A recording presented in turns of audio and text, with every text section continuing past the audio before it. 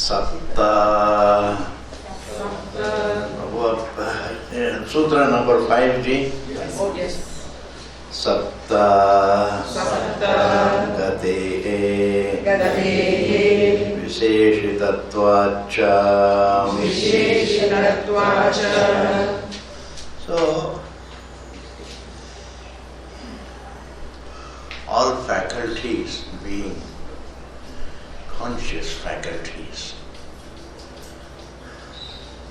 If the inert is an appearance in Bhagavan, in Ishvara, conscious faculties also are a creation in Ishvara. Everything presupposes the presence of divinity. Like wave presupposes water. That is called pratipatti krama. An ornament presupposes gold. Similarly, the creation presupposes the source, the Ishvara. Now there is a little discussion about the number of faculties. Sapta. Purvapakshi says there are only 7 faculties. I say, how do you define the faculties? That also decides the number.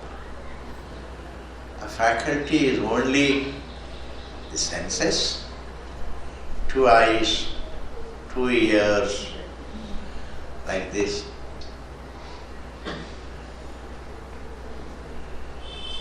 Faculty means any individual capacity. Any individual capacity to do something. The individual capacity to see is a faculty. The individual capacity to hear is a faculty. The individual capacity, the faculty to walk, the faculty to talk, the faculty to think, these are all faculties. These faculties are called really pranas. That is simple, the word prana in general means any faculty. That is the general meaning of the prana. And if it has a general meaning, then it also has a specific meaning. That also will come true. But the general meaning of prana means faculty. Prana need not be breathing, that is also there. But as per the context, all pranas are a creation in Ishvara, if somebody says, then we take it as all faculties. Faculties are themselves. I find myself with the faculties. To see, to hear, to taste, to touch, to smell, these are all faculties. To think, etc. I find myself with even the faculty of thinking that I am the form. This is also a kind of equation. It's also a kind of a thought. Any capacity to think a given thought is called a faculty.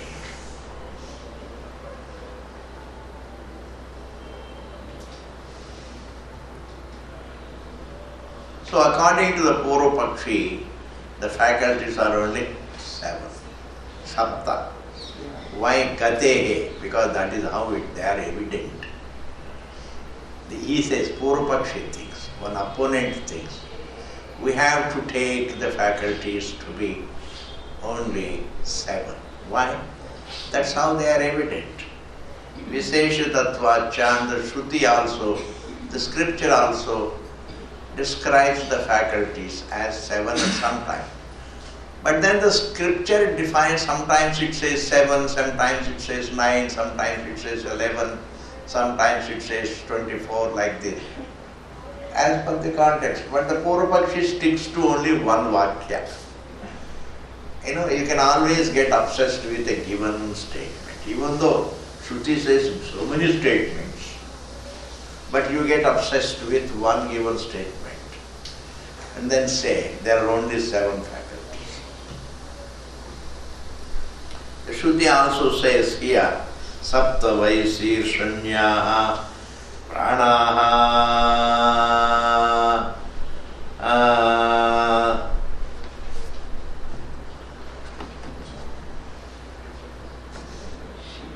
Vavivat Vashvo Dashayame. See, sometimes it says Sapta Pranaha Prabhavanti Tasmat. Sometimes it says Ashtau Graha, Ashtau Atigraha. Sometimes it says Navavai Purushe Pranaha, Navir Dashami, Dasha Ime Purushe Pranaha, Atma Ekadasha, Vachit Dvadasha, 12, Sarvesham Sparshanam, Tvagekayanam Ityatra, Vachin Trayodasha, Chakshusha Drashtavyam Cha, Ityatra Evam Hi Pratipannaha, Pranayatta Prati Shrutayaha. Therefore, even going by the scripture, there is no fixed number mentioned. Sometimes the Shruti says there are 7 faculties, sometimes 9 faculties, sometimes 10 faculties, sometimes 11 faculties, sometimes 12, sometimes 30. It only means number is not important. The number of the waves in the ocean is not important. You cannot best say all waves are born of water. That is enough. Your freedom depends upon not the number. Your freedom depends upon the knowledge that every wave is made of water.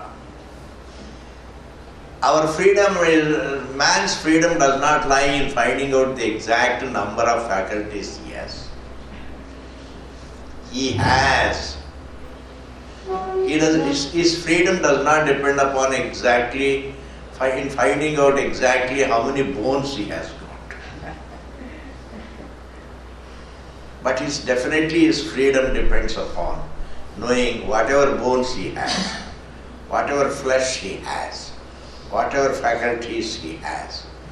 It's all made of the truth, the Lord, Ishvara. And that divinity is the core of one's being. One's being is not other than the divinity. In understanding one's being as the truth of all bones, the truth of all the flesh, the truth of all the cells, the truth of all the thoughts, the truth of all the faculties. There lies the freedom rather than the number. How much money do you have does not dictate your mental peace, but how much honesty you are, how much truthful you are, how much correct you are in thinking, that dictates your mental peace. And therefore, even though the Shruti says sometimes there are 7 faculties, sometimes 9 faculties, 11 faculties, 10 faculties, 12 faculties, 13 faculties, it only tells us that the number is not important.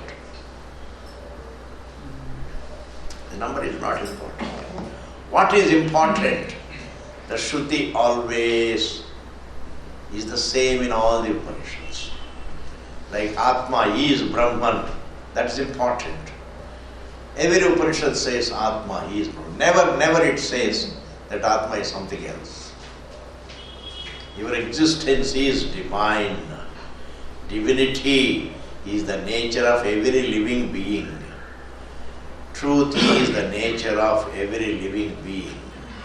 Peace is the nature of every living being.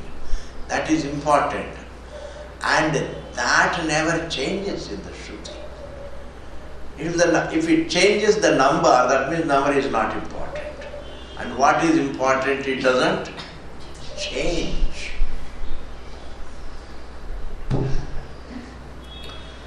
Now the Siddhanti says, Astadayastu Sthite Ataha Naivam. Sir, you are taking into account only the sensory, the perceiving faculties. Therefore you say 9. But according to me, even holding the hand, holding the things in your hand is a faculty. You need to know how to hold the objects. How to live is a faculty. How to walk is a faculty. It's knowledge. Grahanam is knowledge. Tyaga is knowledge. To leave things is a faculty. To hold things is a faculty. To walk is a faculty. To sit is a faculty. To stand is a faculty. Everything that man does is a faculty. Every capacity is a faculty, including ladai karna is a faculty. You want to fight is a faculty. You must know what language to use at that time to intimidate the other person.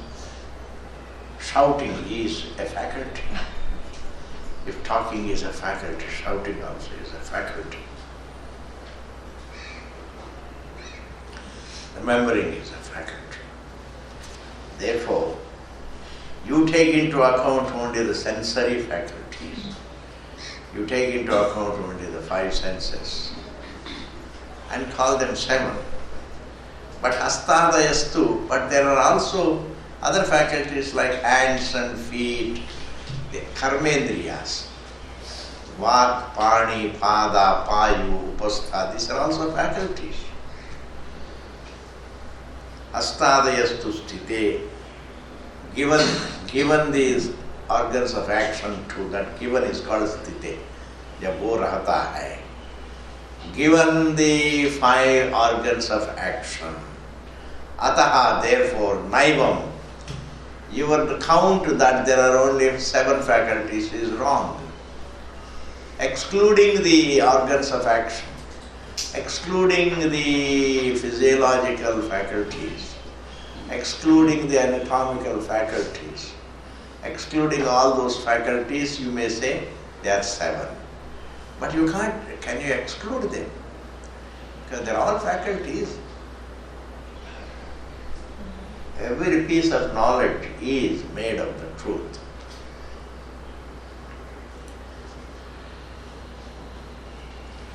In Brihadaranyaka Upanishad it is said, hands are graha.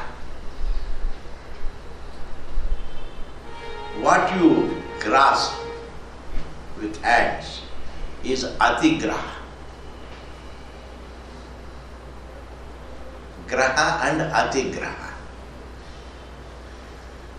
The faculty, this is a faculty, that is extended faculty.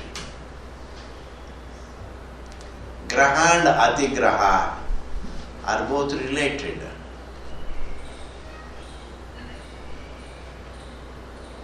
Every object can be grasped. So there is affinity between hands and objects. There is affinity between feet and walking. There is affinity.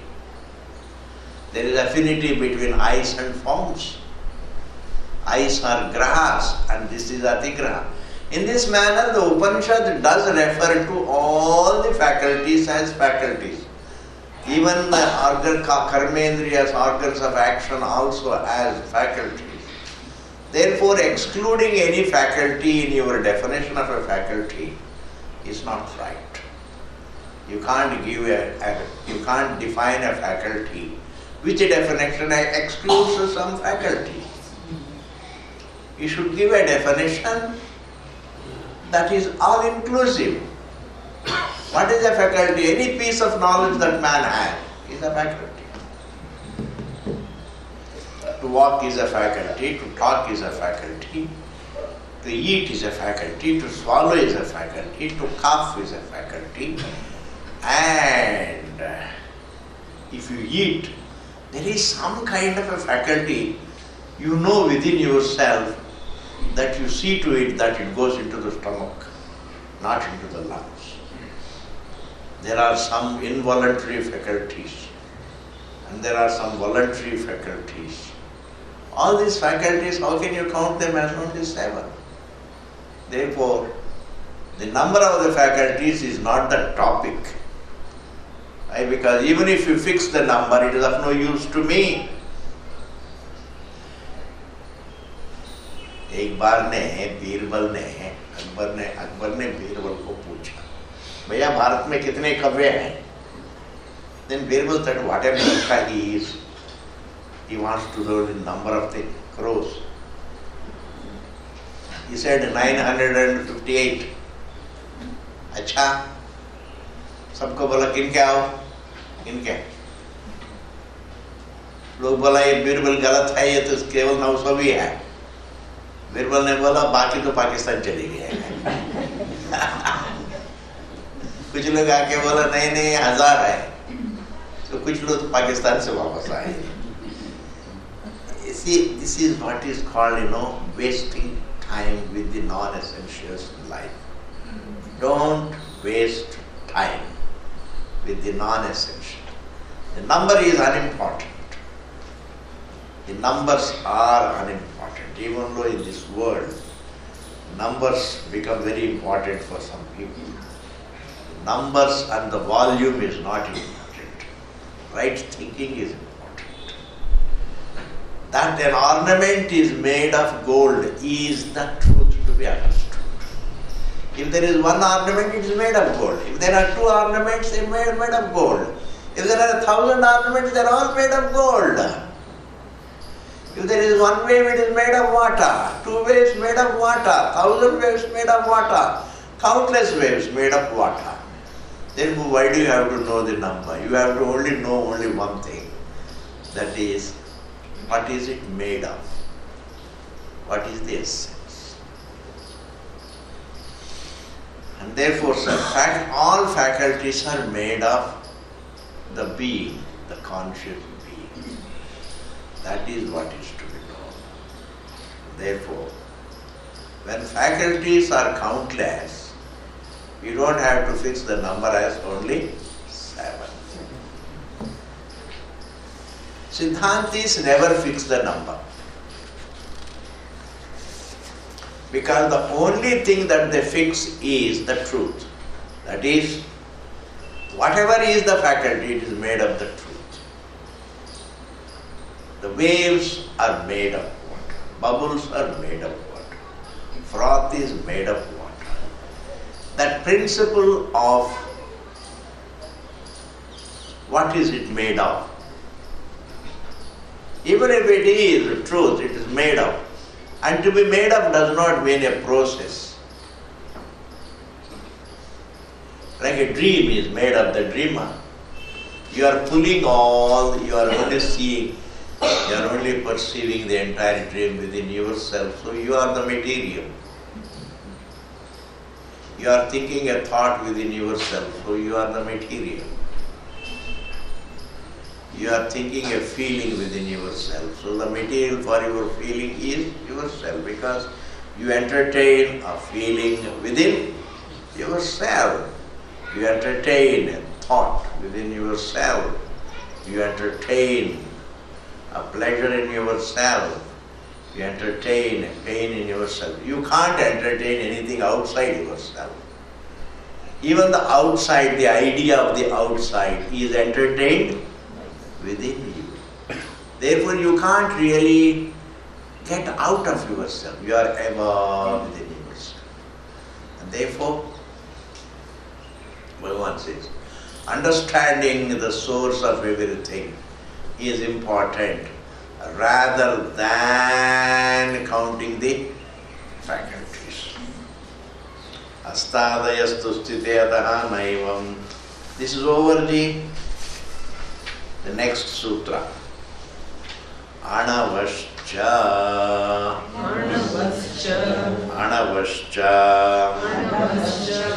Prana anutva adhikaranam. Faculties are those which are subtle.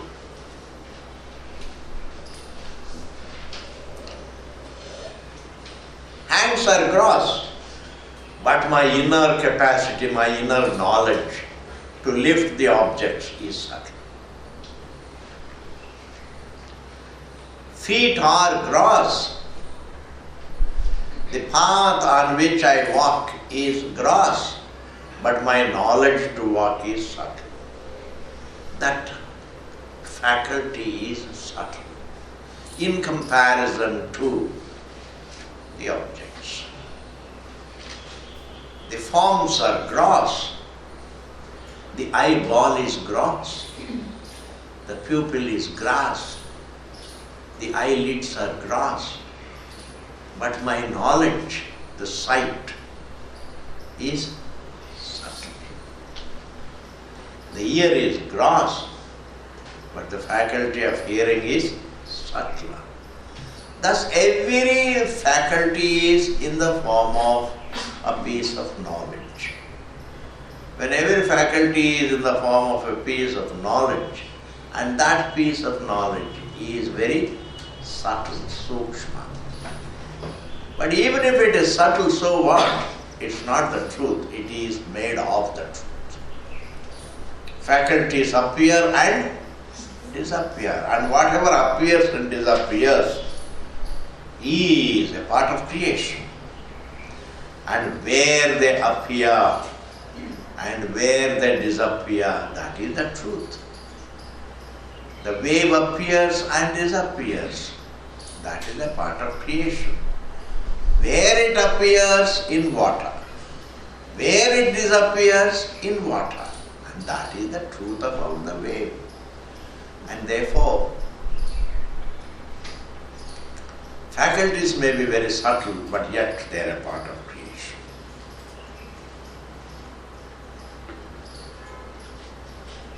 Anything that appears and disappears is creation. And for you, you have taken so many difficulties to reach this place on a Sunday when there is a marathon. Therefore, let me tell you one important thing, and that is, there is nothing outside you. It is evident that nothing is being experienced outside you. You are not experiencing anything outside you. It is not a belief, it is evident. You are experiencing everything within you. How? When you are experiencing, that experience is not outside. Experience is within you. Therefore, what you experience also is not outside the experience. If you experience the space, it's not outside your experience. It is within my experience. And my experience is within me. There is no experience there. It is happening in me.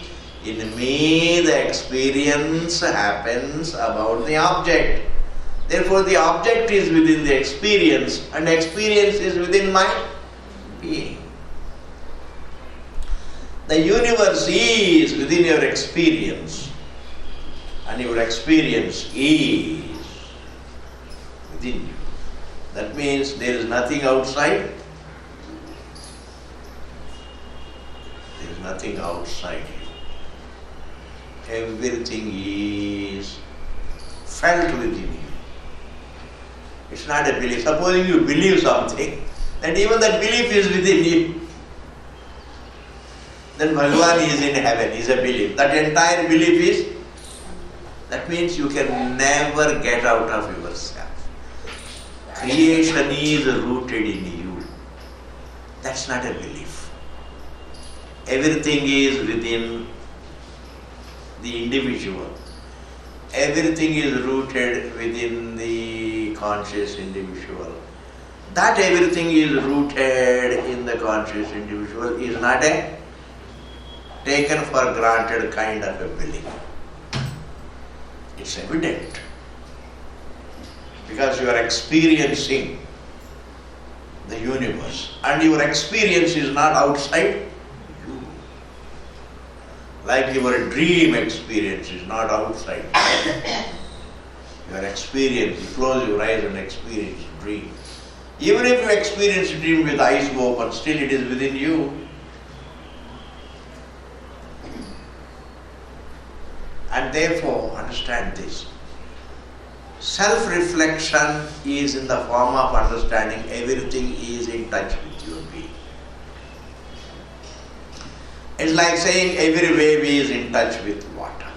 Nothing can happen outside water.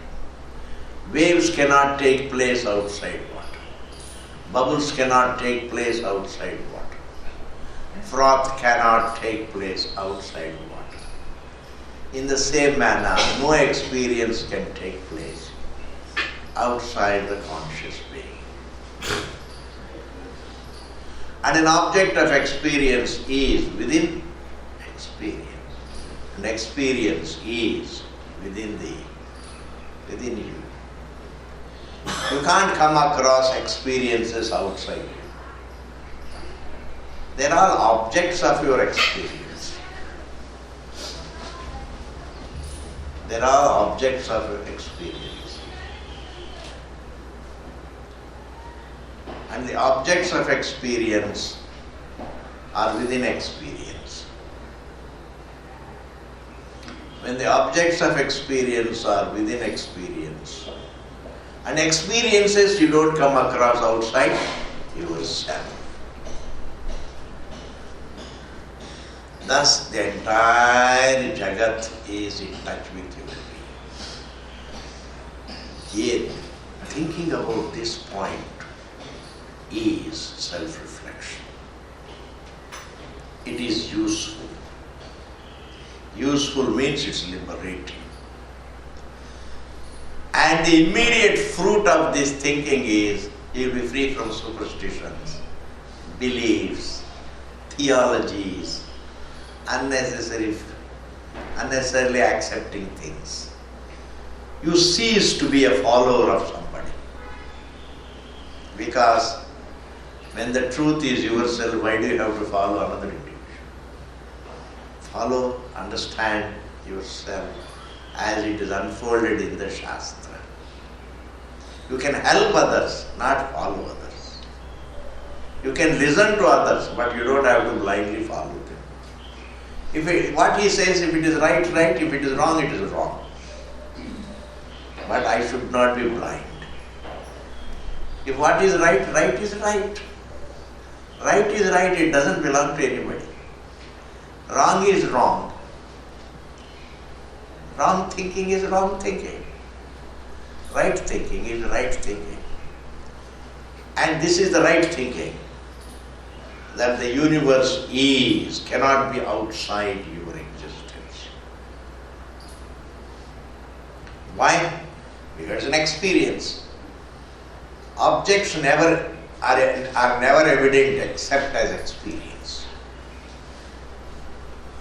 Waking is an experience. And experience means my experience. Experience as experience, it is within me.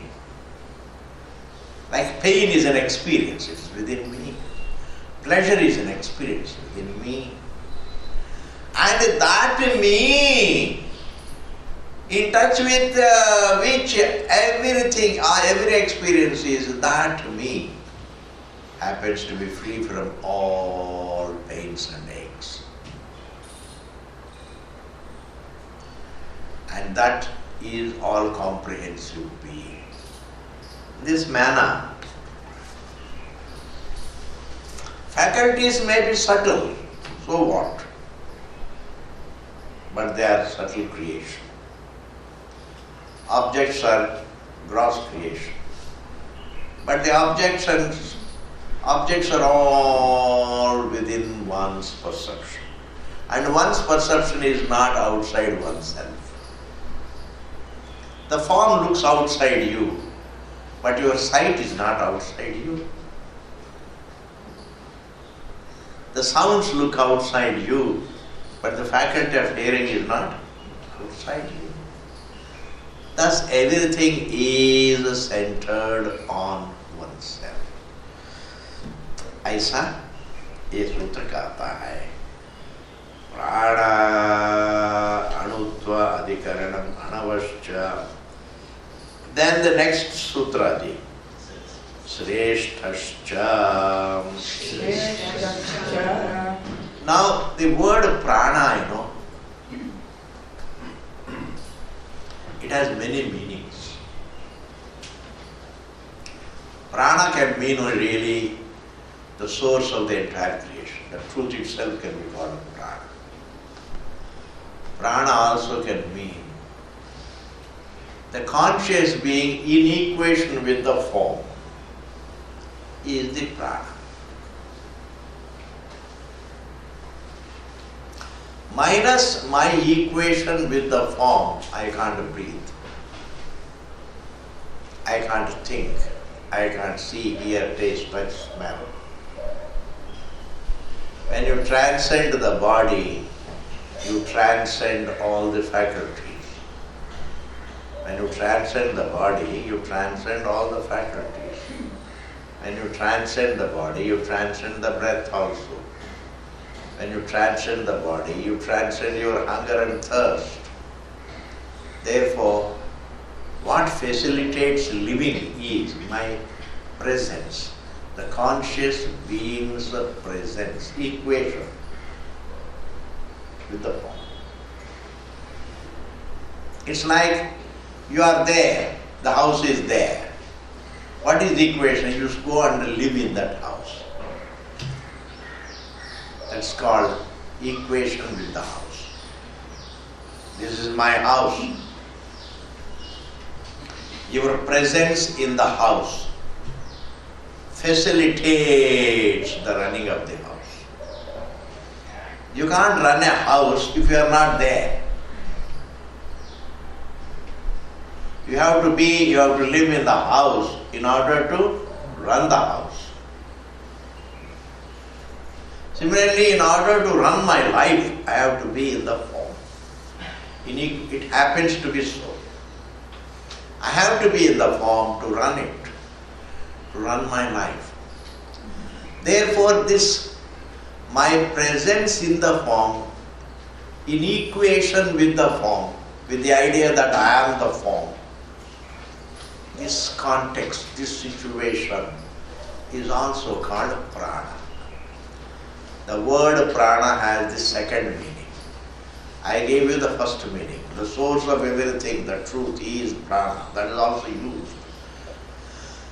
God is the prana, the breath of everyone. God is the truth of everyone. God is the source of everyone. As such, it is called prana. But here, the second meaning of the word prana is equation with the form. Conscious being's presence in the form is also called prana. The third meaning of the word prana is breath.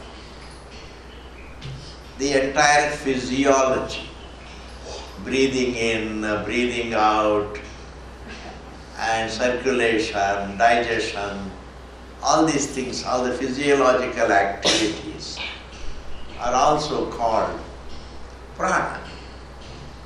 That is the third meaning of prana. And the fourth meaning of the prana is all faculties. Just now you were saying, they are called prana. In different contexts, different meaning comes to you. You can't really, there is no such a thing called spoon feeding in learning. You have to make effort to learn. Learning is never spoon feeding. Learning has its hardships. You have to learn. This means this. It means this also. It means this also. It means this also. It means this also. Different contexts. No, Swamiji, it's very difficult to remember all these meanings. You give me one meaning. Isn't it? In learning, in understanding the scripture, you have to go through some hardships. You have to learn. You have to remember. And all the learning and all the remembering and all the memorization, everything helps you in understanding. And in that understanding, everything is.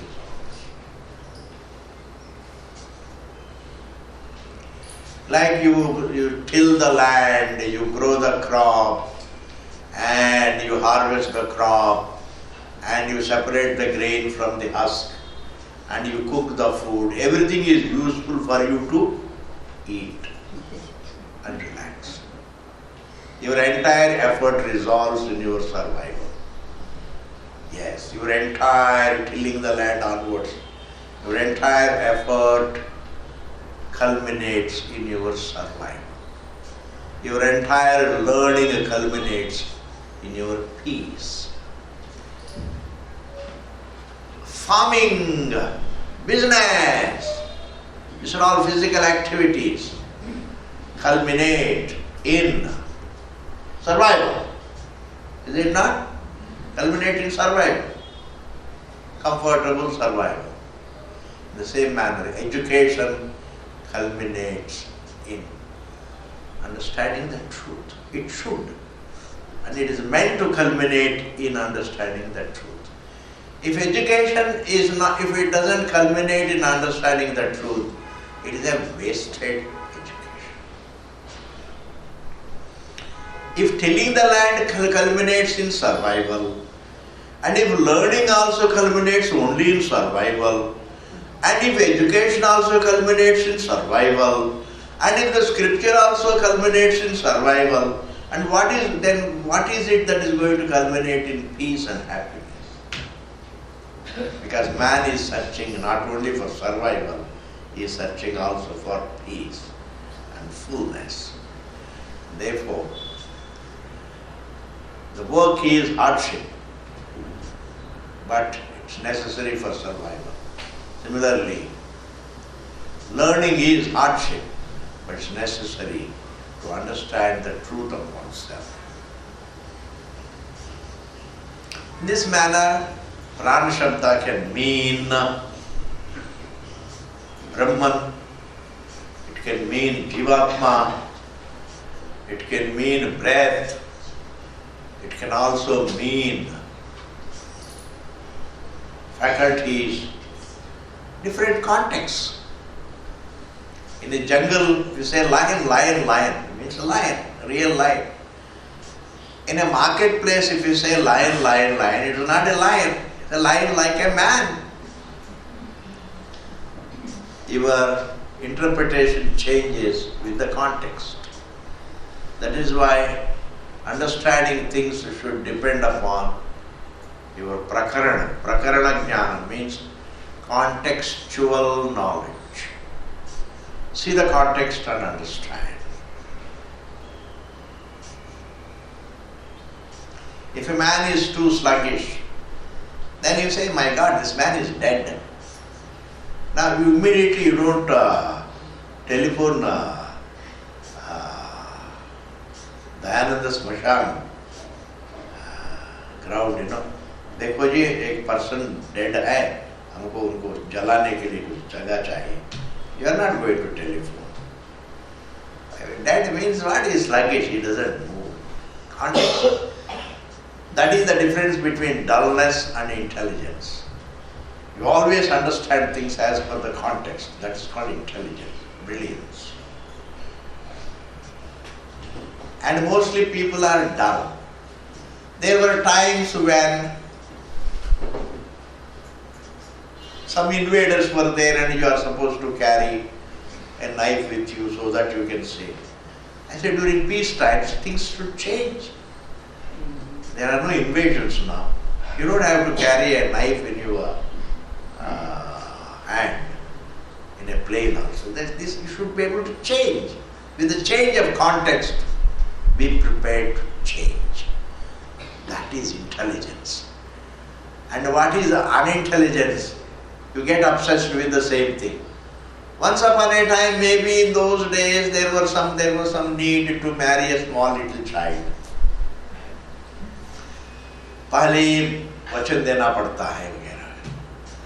Like when the girls are short in number, then you book the girl beforehand. The cradle marriages. But now ऐसा कुछ है नहीं है. Things have changed. You change. When things have changed, you change. That is intelligence. The man who can change with the times is intelligent. The man who can change with the change of context is intelligent. There were times when some men were dictatorial, and when the husband dies, and the wife used to have mundan, etc., etc. I say education has come, your thinking has changed. After all, living your life fully is more important than having a mundan. Even if the other girl wants to marry, let her marry. If there is somebody to marry her, she should marry. Why not? Widow marriages should be allowed. Free thinking. As you become educated, the context changes. When you are going through the forest, you take a gun with you because it's a jungle. But when you are moving through a city, you don't have to carry a jungle. But that habit takes a root. Then I don't see any context. I am supposed to carry a gun. Why? Thus, what is the difference of intelligence, brilliance and stupidity? Brilliance is the one who can change, is flexible. We flexible. You can change. Because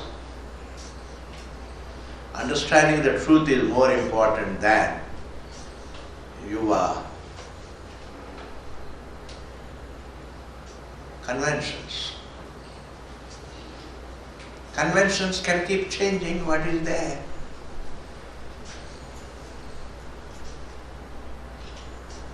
If it needs to be changed, it should change. If it doesn't change, then if it makes you feel uncomfortable, then it should change. In fact, all conventions are invented to make your life comfortable. And if some of the conventions make your life uncomfortable, you should change them. Suddenly a 20-year-old man dies and she is a widow. The convention is you should not marry. That is the convention. But you should change because 20-year-old girl, how is she going to live the whole life? Unnecessary. So what? And these things are happening. And one thing I can tell you, this is the truth. If you are not correct, the nature will teach you how to be correct. Yes. The nature will put pressure on you to be correct. If you do not change, the nature will change. And the nature will put pressure on you. And in fact, the one who changes under the pressure of nature is stupid. The one who changes on his own, by his own reasoning, he is brilliant. He is a genius. The one who can change by his own reasoning. It is the convention for a man to work outside. It's a convention for a woman to work in the kitchen. Well, that's how it used to be. But convention can change. A man who can change the convention without tears in his eyes is a brilliant person. Convention came up as a need, and it should go also as a need, as a necessity. I should be able to follow a convention as a need. I should throw away convention as a need.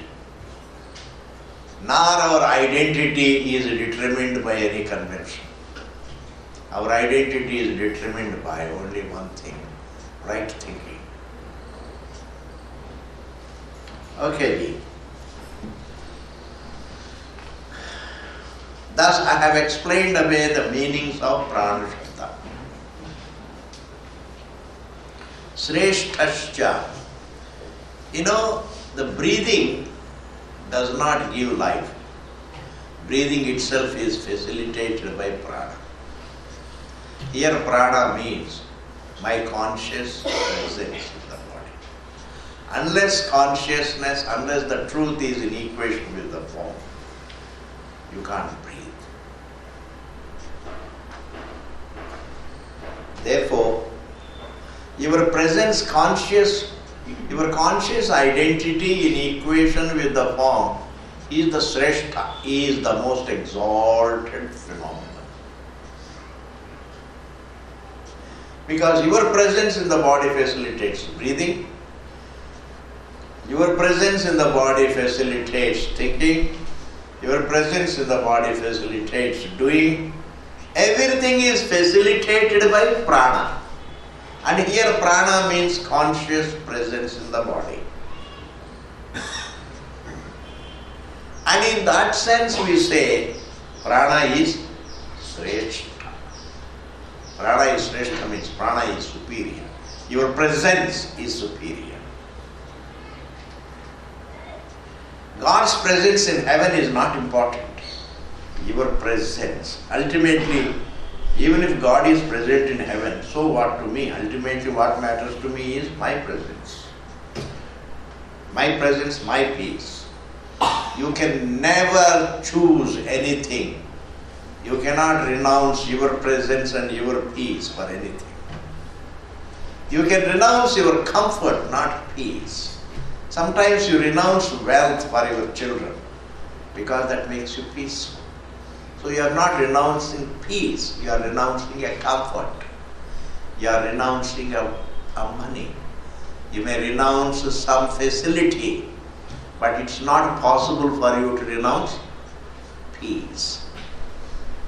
Because man renounces only because he feels peace.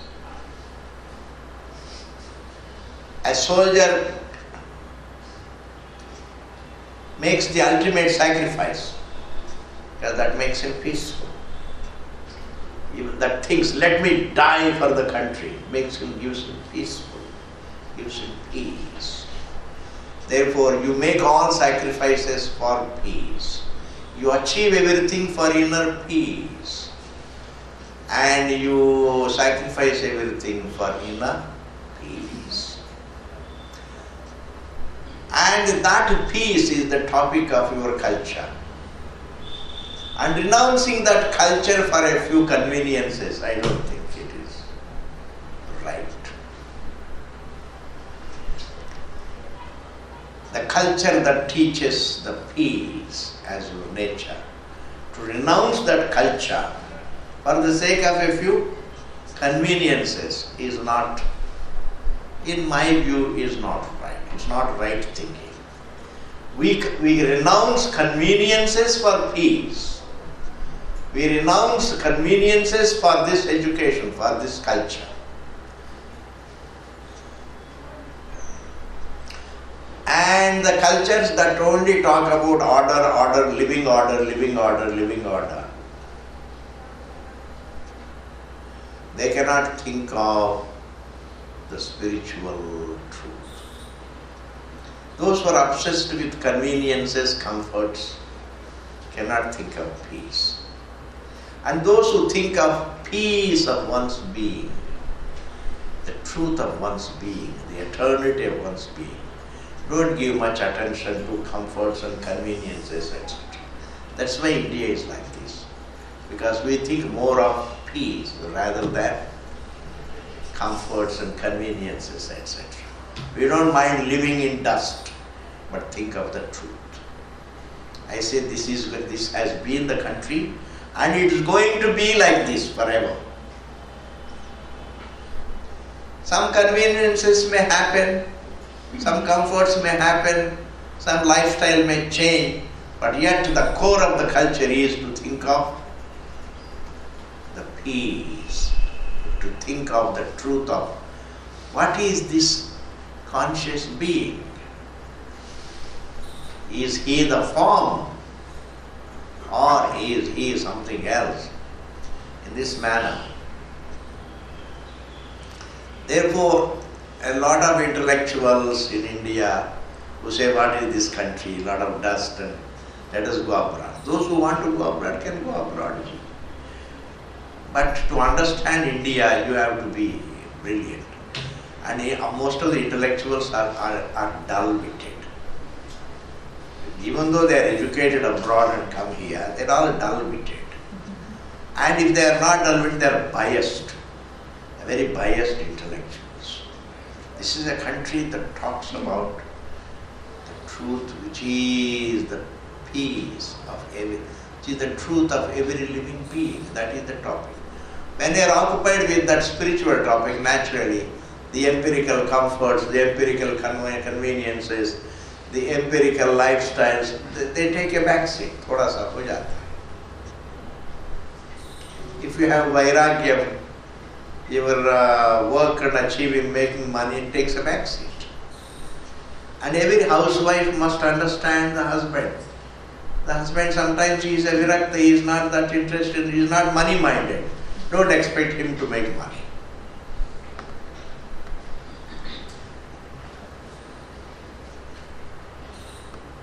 Therefore, Sreshtascha, the superior is your presence. Conscious being's presence in the body is the Sreshta. Okay, we will continue it later. Om Purnamadaha Purnamidam Purnat Purnamudachyate Purnasya Purnamadaya Purnameva Vasishyate. Om Shanti Shanti Shanti.